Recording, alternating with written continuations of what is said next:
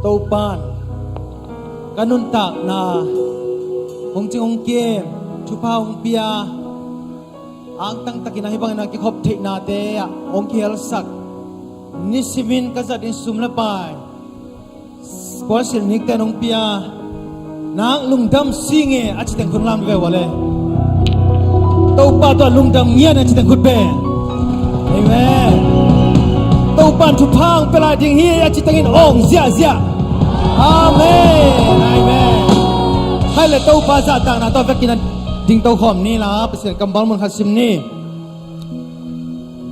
lomo tu ni na taupan long yat ta he na ki chibo taupan long yat ding hi amen amen late number zala chum tang khat na taupa ka phat dinga galung sim khem peu to ama min siang tho ka phat ding hi kha velai taupa ka phat dinga galung sim khem peu to ama min siang tho ka phat di hi hallelujah hallelujah hallelujah ifeki kun la mina ilung sim khem peu to tu ni kyam ni hallelujah taupa tu ni na kamal bangina taupa galung sim khem peu to nang ma kong be diwa tunin taupa nang mang ki sungia ta in tunin ka zangai nai lo le tunin ka thei nai lo nang ma thuman pha teng za sak nya ta in o tunin ki gen thu khem pe tunin taupa ka zan kamal te in kanun tang na ong kilam dang sak nya ta in o phatna biak biak na teng tui so sak nya ta in tunin hun zang ding o taupa na tapa kamal te taupa basin nu tang na te thu phang ping nya ta in hulanai te khem pe nang ma sathau ni na nang ma ompi na nang ma nalam nang sem na kilat nia na ding ina jesu na mi ta thung ang kyang to ba sia no amen ku be sia sia na to ba phat khom ni hallelujah sok ta to pa mi phanam ya malang pai sia jon hallelujah e te hon khe pa phatinga kilo bi to pa de khi amen nang ma ki to pa mi pa to sia sia ni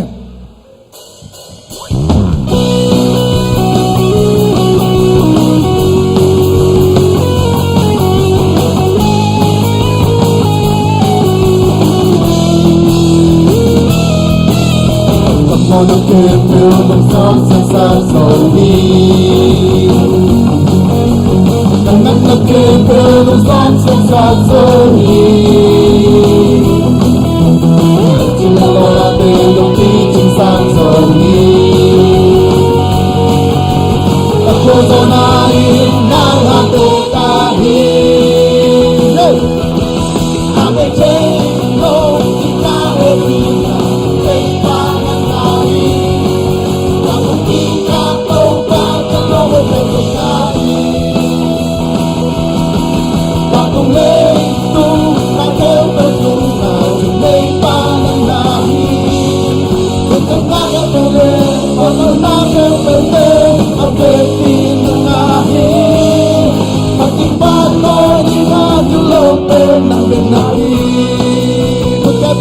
jatuh papa tore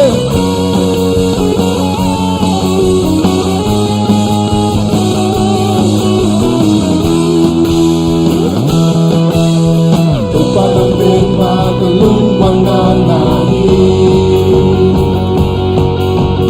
Tupa ng bema kacahan na nahi Pachilaw natin Kachilaw natin Huwag kikinsak daw pahing hallelujah Prosonahin ng albukahin amen to papa to chacha Natin chelo kahit nila at kay mananahin Ang kita tong magkalawan ng pagkakin Patuloy itong nakapagula Tulay pananahin Ang tandagan ulit at walakan ulit Apel pinanahin Pati patoy ni nga tulopen ng benay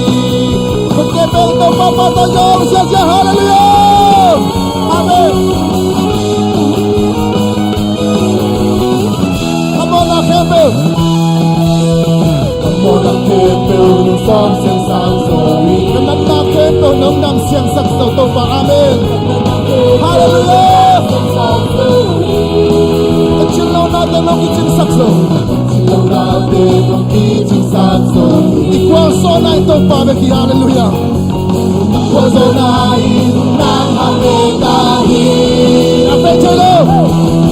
Apechalo, kinahepina Ako'y pananahin Akong pinatong pagkalaway pagkanahin Yay! Akong leitong nakipagduka Ako'y pananahin Ang bagay ulit Mga bagay ulit Ako'y pinanahin Ang impato'y lingat yung lookin ng bigay Amen! Apechalo. Apechalo, kinahepina Ako'y pananahin Akong pinatong pagkalaway pagkanahin Bagong leitong nakipagduka Ako'y pananahin At sa nakin ulit Pagod nakin ulit Ako'y pinanahin Ating pato'y inagilawin ng binahin Ating pato niya kiloto, papatong siya. Hallelujah! Hallelujah! Hallelujah! Tuhan Yesus ang iteriak. Hallelujah!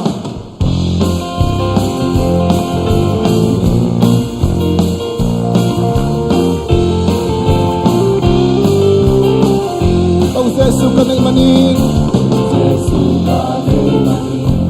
Banggang chubi ông talong Cầu Giêsu nên Tia đi ngào đi Sana sana hau te Bang bang đi lâu ca đi sông Cầu Giêsu nên Tia đi ngào đi Hallelujah! Cầu Giêsu nên Tia đi bang đi sa đi nang bang sa Cầu Giêsu nên Ang aking Yay, Hopeli. Yay, Hopeli, Yay, Bang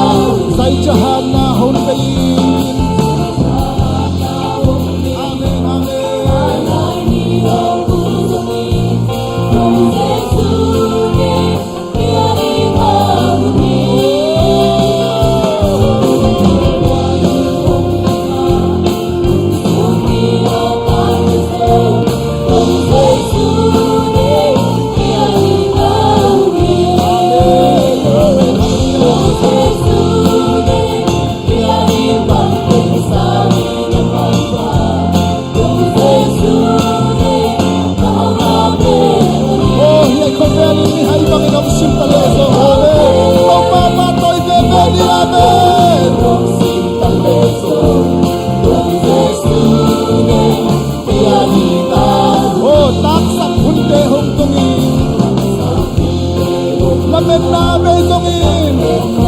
Oh, tao Giêsu na kiyarin. Hallelujah. Hindi kong palunuin. Huwag maganda bezongin. Amen. Oh, tao Giêsu na kiyarin. Hallelujah.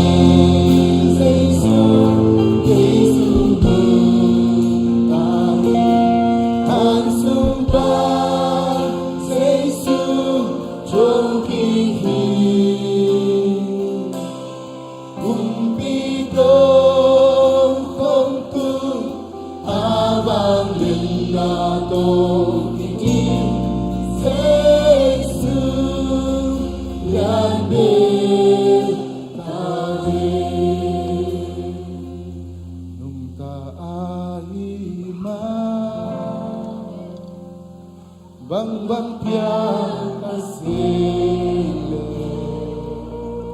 amo sakit so lao beke mai lam unte aku sungguh cinta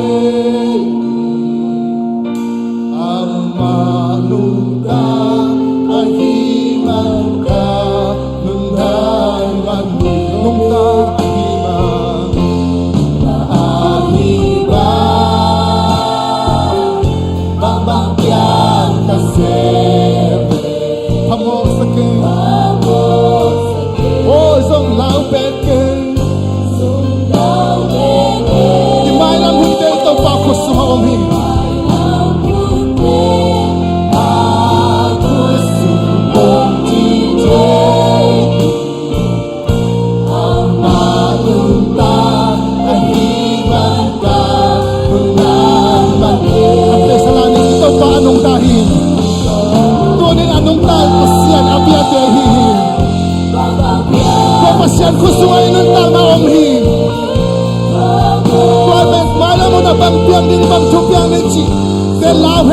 ni tau pa padaling.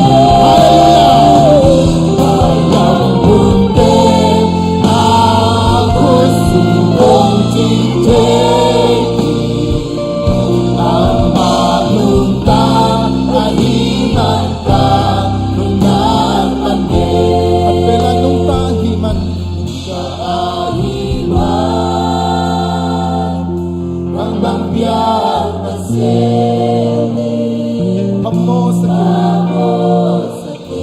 Tau pa alalaw din chupang petahin. Amen. Itaw pa nung tahi. Inunta na sumapang mga piyangstongin. Along himalaw din, alalaw din. Itaw pa sa isywentonin ng onghaw pitahin. Ama nung tahi. Ama kusungay nung tangami. Pangno ito ang songin. Alalaw din. Pamasalaw din. Itaw pa sa isyukrisin. Tunin ito. Ama kang onghaw pitahin.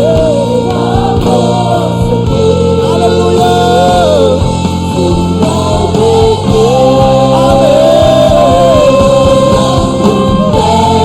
Aku sumbong cinteki Amalunta ahimanka Nungan pande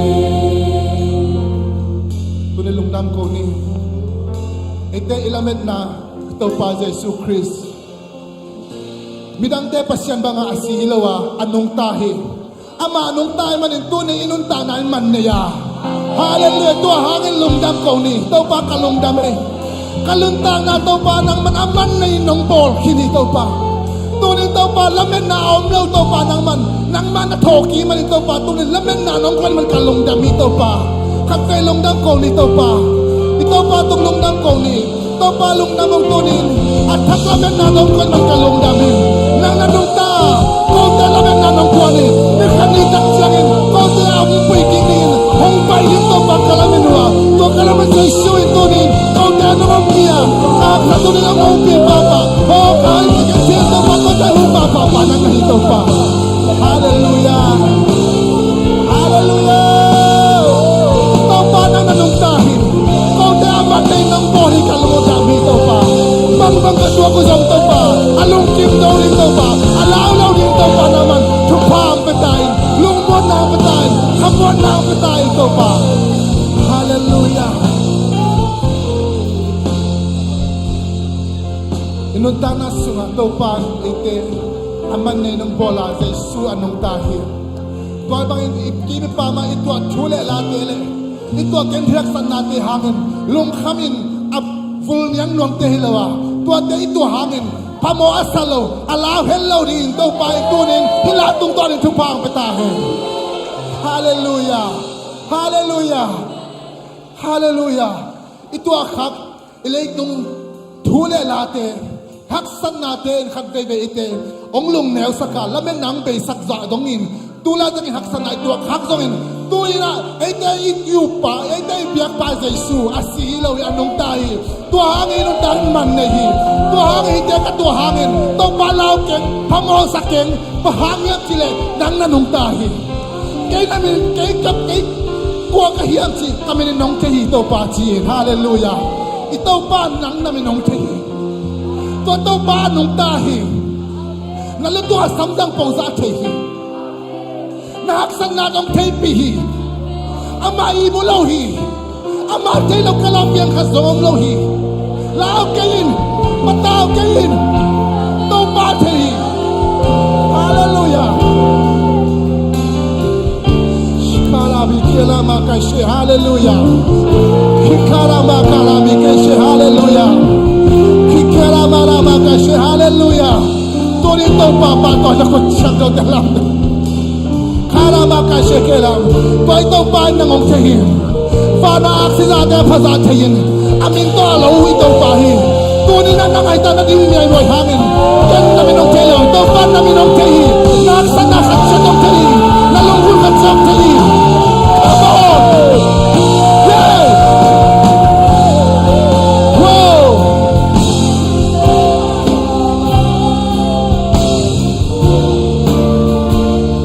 Wow!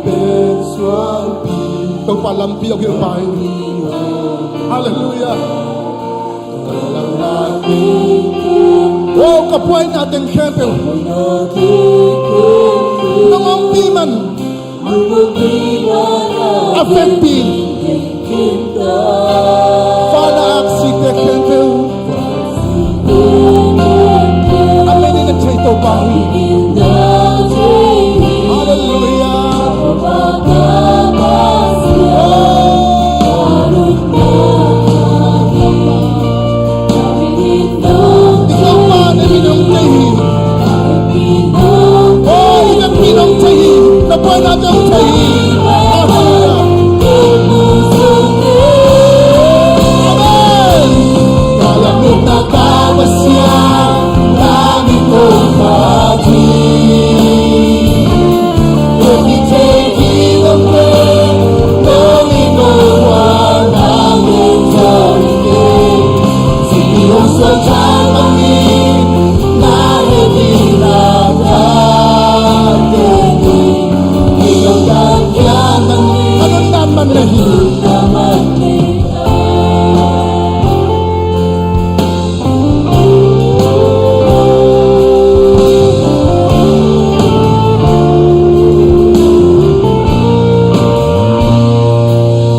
Taman amen Tiada Tuhan Awal suami ikaw pa lam pi ok pai yo tunin naman ko naitak na performing nahaksan natin pa ito pa lam pi ok hili amen Untuk di mana bikin kita Para super kempen Masih kekeke Ini diri Kepada bahasa Adun tayari Kami dinam diri kapag minok chini ito pa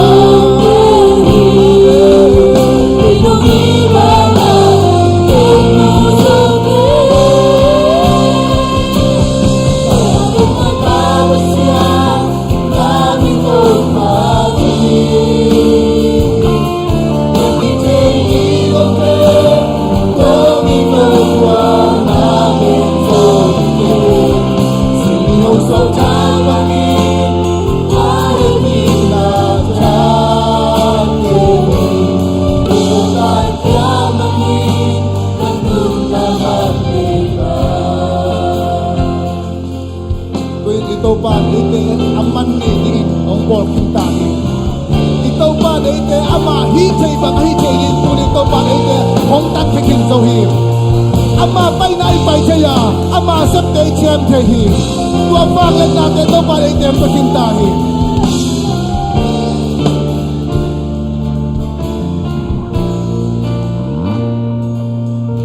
tuwing tungan nanay din niya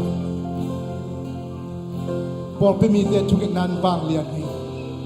Tuni ite ongom pi khasyang chowa hi le. Tuni ite sunga om khasyang chowa hi zongin. Hilan mo na ite ongom pi khasyang chowa hin. Jesus Christ.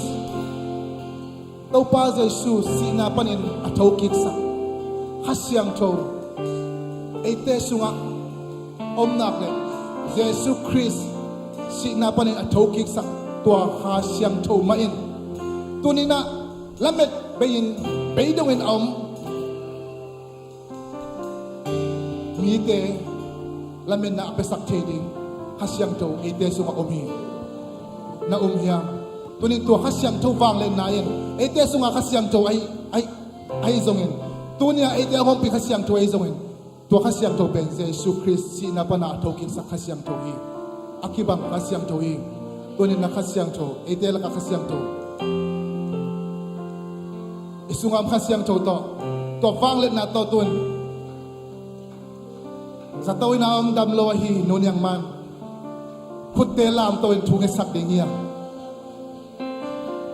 Jesus Christ ina pa to kik sak khasyang to hi to khasyang to ite la ko pi hi akibang khasyang to hi zani to na ki khel ngei lo avanglet na ki khel ngei lo ito pa Jesus Christ ama vanglen nan tuni ite ngom pihi tuni ta ka isya pai ta ong dingi lungdam ko ni tha sem sem na nga nangin to pa tu ang saklai ni na sem te arin thu ge sang ni kita ka om lo mission kwan cha la puten kwan khai to ngai zon phong ni hat fei thu ge ni ilong hi mo na te kem ka thu ge ni tuni ki pulak thu ge ni shakara baka shakara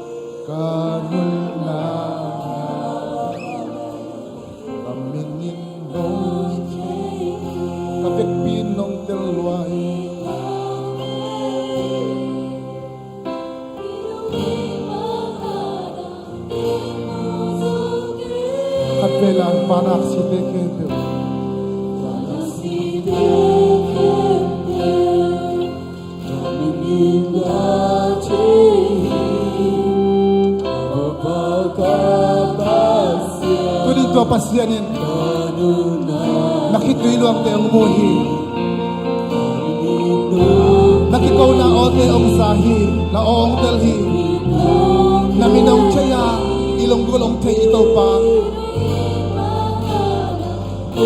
ilamen na yun ama beghi ama huning ilamen na yun amen kalamin na kapasya namin mong pati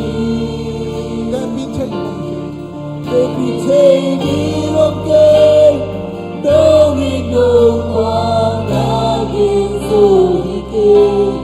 Sili hong so chapani na hebi na jan Tini Tiyong takyamani Kanun naman nita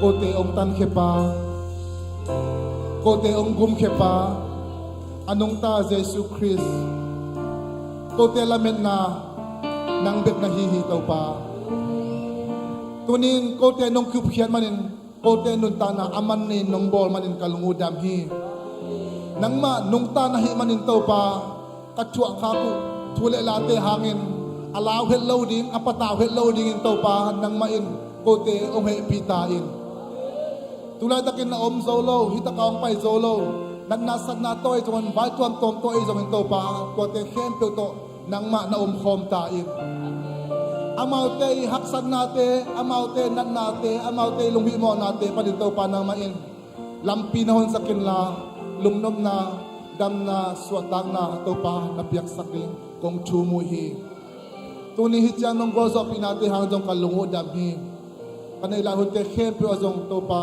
hasyang tuwid ko tiyong makaitain. Jesus minto longdang konchungin ng topa kapasyano. Amen.